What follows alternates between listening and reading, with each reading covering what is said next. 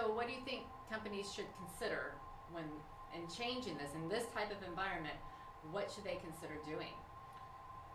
So I think it just really depends on what is, like many things, right? What's most important to you. But you have to understand the supply and demand and the amount of opportunities that people are being reached out to.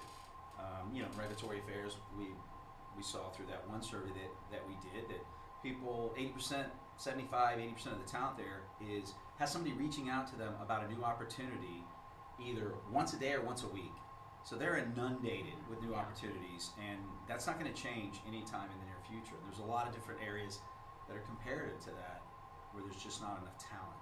So you have to understand the market, you have to understand the risk and what's that opportunity cost for how long that position stays open, how that increases the workload for the rest of your staff, and how you could then potentially lose them to somebody that's willing to give them autonomy and pay them more potentially. So I think when you look at the marketplace and you look at hard to find talent, if you do not, you have to have a good value prop. You have to have something to attract people to.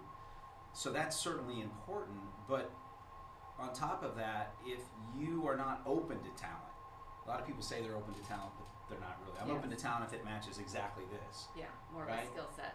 So if you don't give autonomy and now you've got a more restricted area to find talent from, and you're not open to somebody ready for the next level, crossover skills, then how are you going to fill your position if you don't overpay relevant to the market? So I think understanding supply and demand and what the market is imperative. And then secondly, I think you just really have to figure out legally and strategy-wise, in terms of the executive team, what you're willing to do. If you're going to be 100% on site, are you willing to, die on that hill, plant your flag on that hill, regardless of what happens? How long your positions stay open? And if it's hybrid, if you don't want to go to a 100% remote scenario, I completely understand that. That wouldn't be my preference, even with our remote people. We want them coming in, being a part of the culture. You certainly can do a lot. We do stuff every single day through video interaction, and it's great. There's great tools there.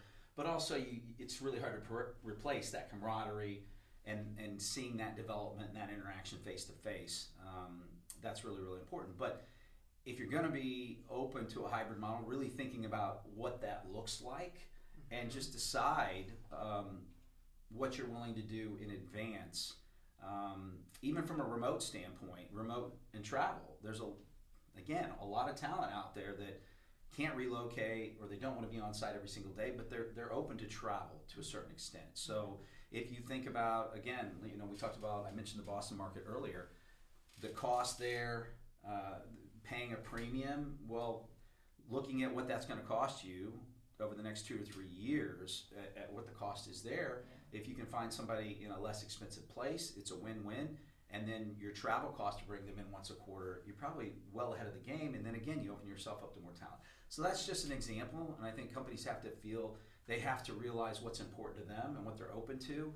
But this environment is extremely impactful to how you can grow your company and your ability to attract the right talent. So if a company's not talking about these 3 scenarios and what they're open to and they're not adaptable, they're going to have obviously more challenges relevant to their position.